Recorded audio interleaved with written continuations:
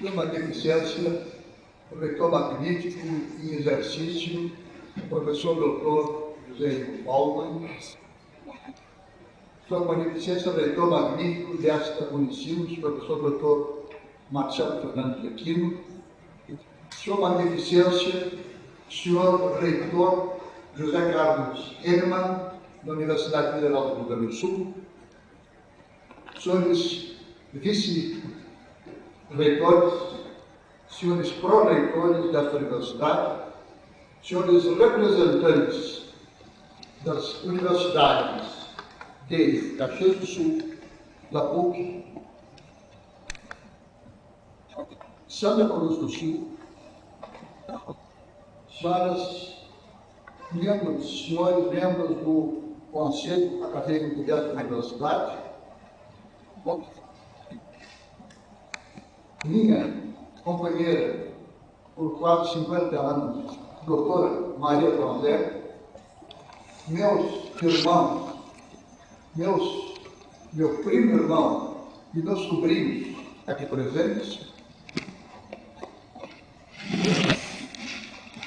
meus queridos alunos, aqui eu representado, alunos de 6 técnicos, alunos de 10, professores até aposentados, todas as demais autoridades acadêmicas, eu estou profundamente tocado por essa homenagem que me é prestada.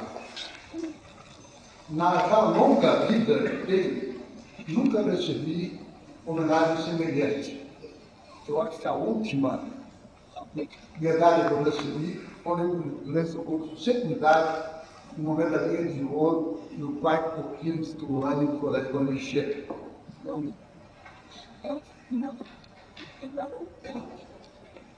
Dita esta, esse meu sincero, coração, muito obrigado, eu peço a permissão das autoridades acadêmicas e do Conselho Universitário para quebrar o protocolo, porque o Padre Marcelo, o Padre Marcelo teve semanas e meses para preparar o discurso de Deus. Primoroso, uma vírgula fora de lugar na apresentação filosófica teológica que ele fez de Deus. Só que ele, a mim, me comunicou, sexta-feira da semana passada, que eu seria homenageado nesta semana, e que eu deveria falar. Só que nesse ínterim, nós tivemos um colóquio sobre o meu último livro que eu tive, os meus queridos colegas de outras universidades, Brasília, Belo Horizonte, etc., Faria, São Paulo, e não tive o menor tempo de preparar um discurso à altura aquilo que foi apresentado pelo Padre Marcelo. Me permito, então, falar como eu falo em aula com meus alunos, e que a quebra de protocolo não me seja levada à mão. Aliás, por levar à mão, o Padre Marcelo exigiu que eu falasse sobre o tema que ele falou, Deus. Um tema que eu geralmente evito, porque em outras épocas, ao falar sobre esse tema, em vez de eu receber o título de professor emérito, eu seria queimado na fogueira. Em vez de estar, eu estou hoje, pela primeira, provavelmente última vez, com toga e barrete, eu estaria nu em cima da fogueira. Mas considerando a pluralidade que a Unicinos permite, me permitam agora falar sobre Deus, sim, mas sobre Deus na história, na nossa história, na minha história. E de uma forma bem concreta, uma pergunta que está respondida, e que, inclusive, nesta bibliografia foi cuidadosamente editada, mas que as jornalistas do Instituto Humanitas telefonaram, perguntando para vários amigos e companheiros meus, inclusive prudente, o problema, por que eu entrei nos livros? Porque eu saí dele. Deus, eu tenho um conceito de Deus no começo e um conceito de Deus no fim. E nesse, entre um e outro, há um percurso de sorte que o Marcelo, ao fazer o discurso teológico, filosófico, no começo disse que nós tínhamos semelhanças e dissemelhanças, concordâncias e discordâncias. É óbvio. Se eu tivesse o mesmo conceito de Deus que ele apresentou agora, eu estaria aqui e embaixo da toga teria uma veste eclesiástica. Que eu sei, há 50 anos eu não sou mais judeu. Mas ainda no que eu fiquei, e quando sai, uma pergunta honesta, uma pergunta que precisa ser respondida neste lugar, neste modo. Mas eu tenho que começar a história não começa com a gente, quando a gente dá, mas conversa em enquanto. Neste caso, a história começou na segunda metade do século XIX, quando os nossos antepassados, os nossos antepassados, Pedro Bandeira e outros, andavam a cavalo, defendendo as fronteiras do Reino de Portugal, o fenômeno do Brasil, e defendendo a fronteira ao mesmo tempo roubando gado. Nosso querido Pedro Bandeira era um grande defensor da pátria e um grande ladrão de gado. Para o Uruguai voltava, ele trazia tropas, minhas tropas. E naquele tempo, o catolicismo que existia no Rio Grande do Sul era completamente diferente disso que a gente normalmente entende por catolicismo. O catolicismo aqui não há. Nossos antepassados eram bárbaros. Eles tinham contato com ele, mas não tinha visto. Depois, o padre, naquela época, no período pré-tridentino, o padre, por um boi, vendia a sua opção. Por uma boiada, garantia o ingresso direto no céu. Era casado, tinha 10 filhos. Lia a missa em latim, mas não entendia nada do que ele estava cantando. Nessa segunda metade do século XIX, os jesuítas veio exatamente para aqui, passar um pouco. Para lá, na terra deles, não tinha prédio, tudo isso. Meus filhos vieram para cá, para quê? Para introduzir neste país selvagem a igreja pós-tridentina. Que é isso?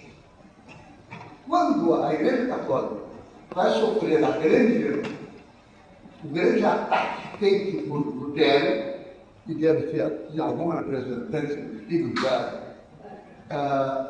o grande mérito de Lutero foi ter apontado gravíssimos defeitos na igreja católica. E a igreja católica reagiu, então, tentando corrigir pelo menos parte desses defeitos no Concílio de Trento. E depois do Concílio de Trento, a Igreja Católica mudou de figurino. Não dá para vender indulgências, nem em troca de bois, nem em troca de dinheiro, nem sabe por isso que o padre não pode ser casado, e muitas outras coisas. E o conceito de Deus foi reestruturado. E os jesuítas vieram para cá para implantar este Deus pós-tridentino e esta igreja pós-tridentina. De sorte que, ao fundar o Colégio Conceição, eles estavam trazendo para esse país adolescente selvagem uma igreja pós-tridentina e um Deus que era um Deus do Concílio de Trento. E posteriormente vai voltar para o primeiro concílio aqui. Esses jesuítas, ao trazer o Concílio de Deus, fundaram, além do Colégio de Conceição, logo depois, o Colégio Anchieta em Porto Alegre. Neste Colégio Anchieta, novamente, nós temos, dentro da cidade de Porto Alegre, um cristianismo militante, e eu agora vou chamar de ultra-católico. Ultra-católico Porque o Colégio Anchieta, como Conceição antes, mas mesmo, o Colégio Anchieta dava, além de uma enorme formação clássica e científica, dava uma estrutura religiosa absolutamente pós-tridentina. Por que eu estou falando disso? Porque o meu avô, meu bisavô, era maçom e duramente anticlerical. E era membro da Ordem de Cristo, que é isso para a honraria frequente do tal. Meu bisavô. Meu avô era anticlerical, furioso, militante. Mas botou sobre dois ruim. E o Heitor no Colégio Anchieta. E eles saem do Colégio Anchieta católicos. Não são mais anticlericais, maçons, daqueles católicos que vão à religião do batismo, do casamento, do enterro. E no enterro nós estamos dentro dele. Esse catolicismo é substituído por uma estrutura ultra-católica, um catolicismo militante. Esse catolicismo militante vai ter durante não mais de uma geração e meia. Ele vai imperar em Porto Alegre. E nesse contexto, o fio da navalha vai ser ateado dentro da congregação mariana do Colégio Anchieta, em que o diretor dessa congregação mariana, dos jovens aqui presentes é apenas um noticiário, o padre Werner von Zug Müller, o nome da aula magna do ensino, era o diretor dessa congregação mariana, que se botou como meta treinar jovens estudantes que estão fazendo direito, cursando a escola de direito, transformá-los e afiá-los tanto que eles consigam furar a barreira do concurso de ingresso. Porque a escola não era a universidade, a escola de direito, de medicina, de engenharia, eram duramente positivistas e anticlericais. E um candidato católico, ao se apresentar a concurso, era imediatamente reprovado e encontrava um motivo para reprová-lo. De sorte que não entravam na escola de direito, na faculdade de direito. E o padre Werner treinou alunos para que conseguissem entrar. Esses alunos ficaram, então, ultra católicos, mas extremamente competentes em humanidades. E o primeiro que consegue entrar, furar a barreira positivista, se chama Armando Câmara. O segundo ou terceiro, meu pai, que foi Luiz Fernando. Ultra católico. Aí, junto com ele, temos um pequeno grupo de católicos promissores. Alguns não entraram na universidade, e até hoje, na faixa etária de 70 anos, são todos de grandes negócios, como a família Gaudí. Mas os que entraram na faculdade de Direito fizeram uma das primeiras coisas que eles fizeram, quando conseguiram um catedrático firmar os assentos, eles fundaram, hoje no porão da faculdade de Direito, numa sala que hoje é restaurante estudantil, fundaram o Instituto de Filosofia, subordinado à cátedra de Armando Câmara, que lecionava filosofia do direito. E aí surge, então, lá no porão, uma sociedade, um instituto de filosofia, que é filosofia e não é direito, mas estava dentro do direito. Eu vou citar só dois nomes que passaram por lá: Ernest Stein e Gerd Morgan. Passaram por lá. E o reitor, quando o reitor vai transformar aquela pequena sociedade numa faculdade de filosofia e letras. Agora existe, na qual poderia ser professor. O meu pai, ultra católico, e o meu tio, ultra católico, reitor de São Miguel, são dessa geração E eu sou filho do Luiz. E só que eu, no começo de minha vida no Evangelho, em 4, 5, 10, 15 anos, o que eu aprendi foi o conceito de Deus que os jesuítas do século XIX tinham trazido para cá, para o ensino. O conceito post-tridentismo, mais teórico.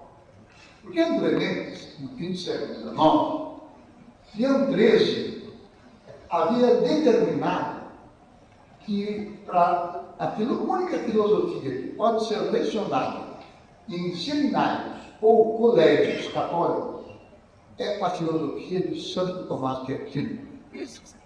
Isso era rigorosamente observado.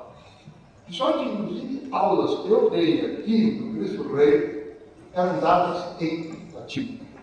E a única filosofia que era dada, apresentada, era de Tomás de Aquino. E era o Deus que eu aprendi e que eu tinha. Por que eu fiquei jesuíta com 67 anos? Por causa desta história. Por que eu saí de jesuíta? Por causa do que eles. Eu fiquei jesuíta durante 11 anos. Estudei tudo. Fiz a filosofia, fiz a teologia, um ano prático, 4 anos de estudo. Fui aluno daquele que certamente é o mais importante e mais belo teólogo do século XX, Karl Rahner. Com Rahner eu aprendi tudo o que eu aprendi e mais. Com Rahner, isso, portanto, nos anos 57, 56, 57, 58, com Rahner, nós tínhamos um grupo de trabalho que não era um seminário comum como lá nas universidades. Era um grupo de trabalho em que nós escolhemos participantes, pessoalmente, que se reuniam cada 15 dias, por praticamente um dia inteiro. Esse grupo de trabalho, comandado pelo Rahner, início, era constituído por gente como Metz, depois professor de em Willis, Hansberg, depois estudar em Tübingen, por Otto depois de estudar em Munique, por Herbenbuch, depois de estudar em Viena, por Buchara, depois por Munique, por mim. E por um jovem bispo, estuda alemão, chamado Joseph Platz. Nós nos reunimos cada 15 dias. O assunto era um encargo que o cardeal de Viena, cardeal König, tinha dado à Irlanda de preparar documentos para o futuro concílio. Porque o Papa estava bem velhinho, e a ideia, o consenso era que depois da morte do Papa, o seguinte Papa deveria convocar um segundo concílio vaticano, e que esse segundo concílio vaticano teria que reorganizar o conceito de Deus e o conceito de igreja, e, portanto, também o conceito de sacramento. O meu lado mencionava sobre esses assuntos todo o tempo. Uma das teses centrais do programa que eu assisti em aula, nós ficamos livros aqui na biblioteca, de teologia. O programa tinha algumas teses básicas. Uma delas era o cristão anônimo, que meu pai fazia parte desse grupo. O cristão anônimo do programa responde a pergunta: como é que o índio xingu, que nunca ouviu falar de Deus, mas tem uma vida correta, não vai para o inferno? Ele não foi batizado, nunca ouviu falar de Jesus Cristo, não está dentro da igreja, pelo menos da igreja oficial, mas se ele viveu corretamente, vai para o céu. E o Ronald disse: não, ele vai para o céu, mas como vai para o céu? Foi lá um dogma que diz: extra ecclesia nulla salus. Fora da igreja não há salvação. Que o Ronald dizia: sim, mas a igreja é tão ampla que inclui índios. O índio, os chineses, os japoneses, são cristãos, mas não sabem que estão anônimos. Segundo ponto por outro, o que há errado, Rama vai dizer que o conceito de Deus é simultaneamente transcendente e Deus simultaneamente transcendente e imanente. Usualmente, se pensar, usando a palavra imanência nas crianças, que aumentando a imanência diminuiria a transcendência. Então Deus, lá longe em cima das nuvens, não está presente, exceto pela igreja. Isso então provocou, no século XII, XIII, tremendas reações e autoridade que vem de Deus para o Papa, ou vem de Deus para o Imperador, e ali a lei distribuída por Deus está imanente só na igreja e no sacramento. A doutrina, até então, tradicional, era a imanência e a transcendência são inversamente proporcionais. Aumenta uma, diminui a outra. E o lado, e aprendeu muito de filosofia. Inclusive, Heidegger, como é o nome, ele vai dizer a imanência e a transcendência são diretamente proporcionais. Alexandre Hugo é essa outra. Então, quanto mais transcendente eu vejo Deus, mais imanente ele está. Então, onde é que está Deus? Aqui. E é que é Deus? Nós. Nós somos Deus completo, não. Deus completo. Mas nós somos Deus sai. Imanência e transcendência são diretamente proporcionais nisso lá. Daí tem exatas consequências sobre a igreja, sobre a graça, sobre o sacramento. E Holanda levava muito a sério uma frase de Agostinho, que dificilmente um teólogo contemporâneo subscreve, a não ser em muitas precisões. Nós somos, pela graça, artísticos da essência divina. Artísticos. O Deus está aqui. A essência de Deus, nós somos dela. Essas ideias, a Holanda voltava na discussão e fazia papers. Inclusive, então não dava muito fazer o resumo. Um monte tinha aquele resumido aqui, duas frases, e um terceiro ia ali fazer o assim surgiram, por exemplo, os livros do manuscrito de legalidade do Papa, cuja forma original, que era do plano. Eu resumi numa frase só da seguinte: o Papa é infalível, sei quando fala em nome de todos os bispos, que são infalíveis, sei quando, reunidos no concílio, dizem e expressam a fé de todos os fiéis, de todos os lugares e de todos os seres. Neste sentido, essa vitalidade, evidentemente, não entrou, não passou no município. Este grupo de discussão, às vezes, bem árdua. E as diferenças de opinião apareciam. E eu me lembro muito bem, eu conto apenas uma anedota, mas ilustra bem esse Deus da história sobre o qual eu estou falando uma vez sobre um assunto desse, Deus, graça, imanência e transcendência. Do outro lado da mesa, o colega Ratzinger se levantou, botou o dedo no meu nariz e disse: tu és um panteísta. Não, que não.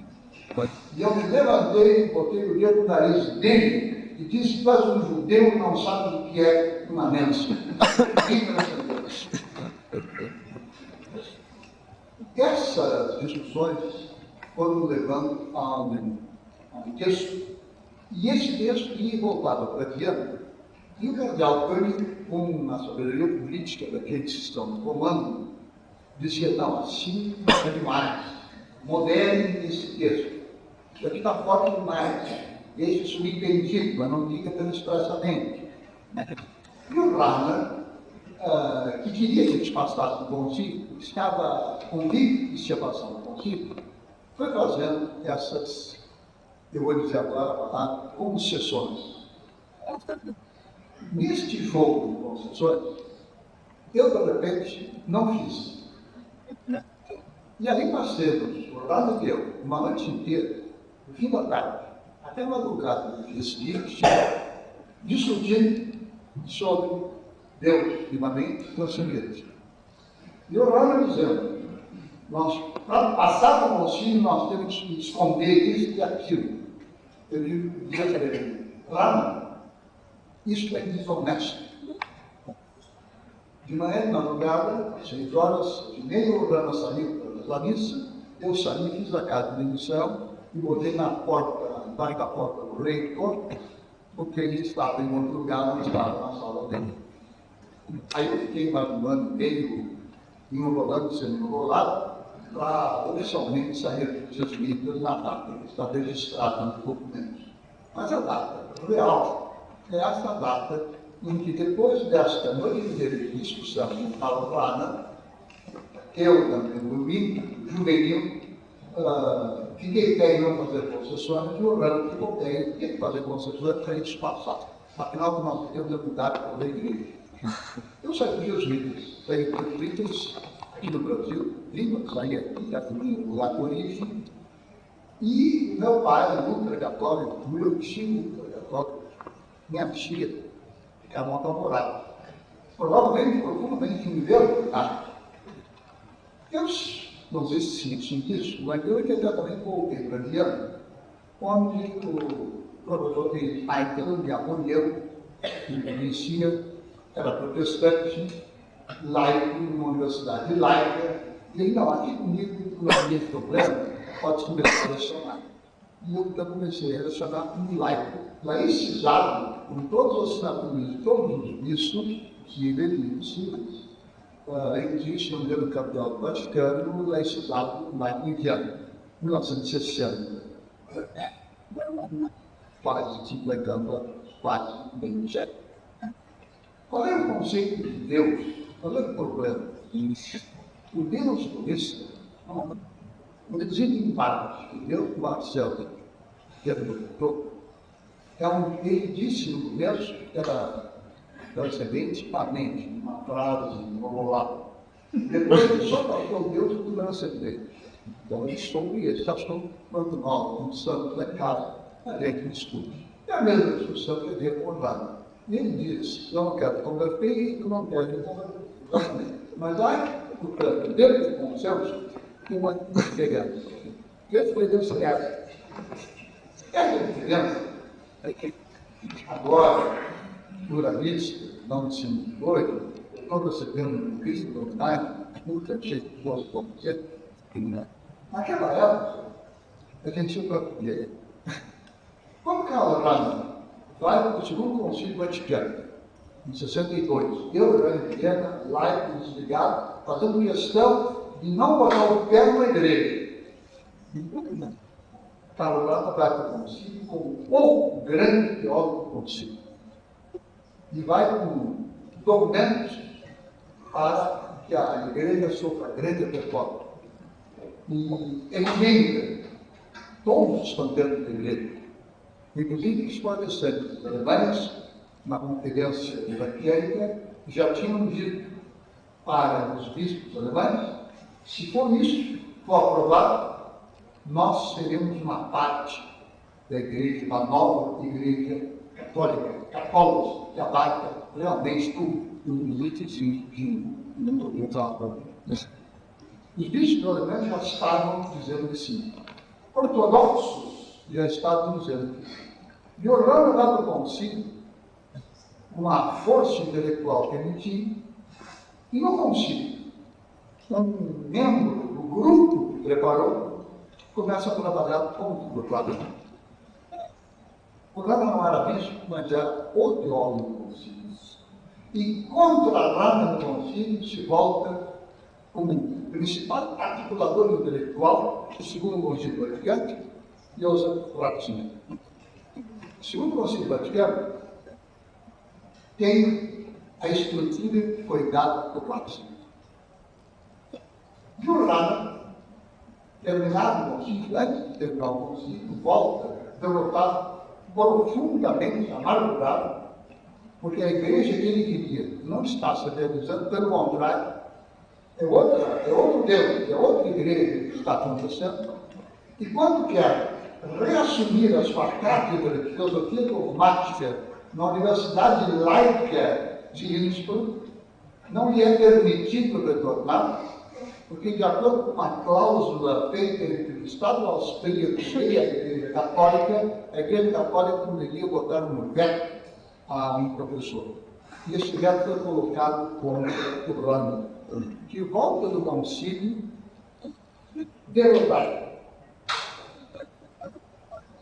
Não possui assumir a cátedra em Innsbruck. Ele é convidado para a Universidade de Munique e assume a cátedra de Guardini, Romano Guardini. E era um padre católico, falava sobre que católico tivesse em salvo, fosse uma visão reforma. Era literário, mas não tinha mais bem intelectual e resultou. Era interessante, muito bonito. Por lá na sua daquela cátedra, com estilo secreto, frase de Leonidas, e a universidade veio que o Rano não está no devido lugar. E o Rano está prontinho. Nesse índice,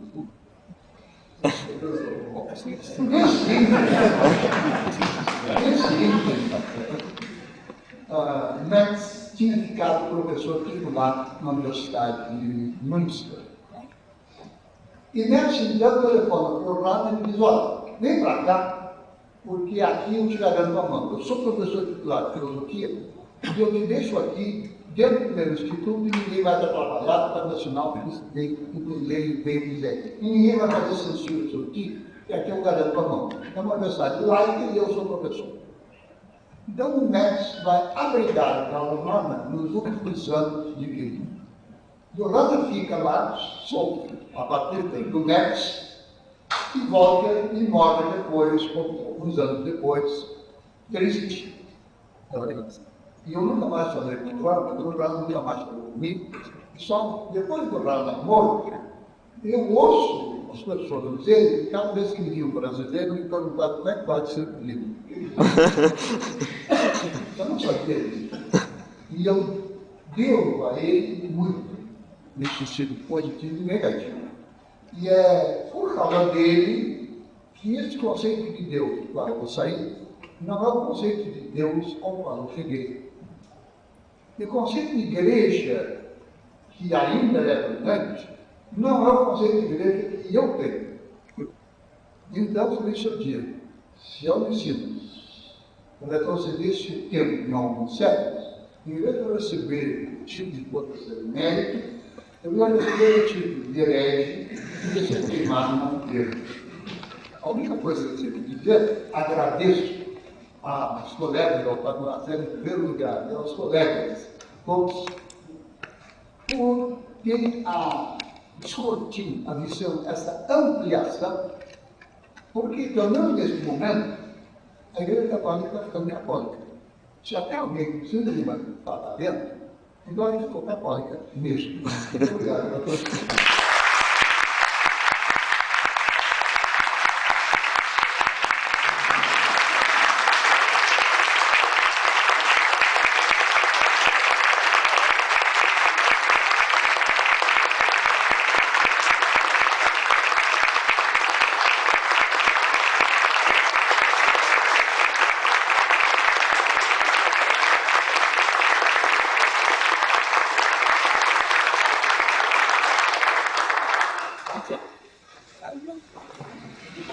Convido os presentes a cantarem de pé o hino rio-grandense.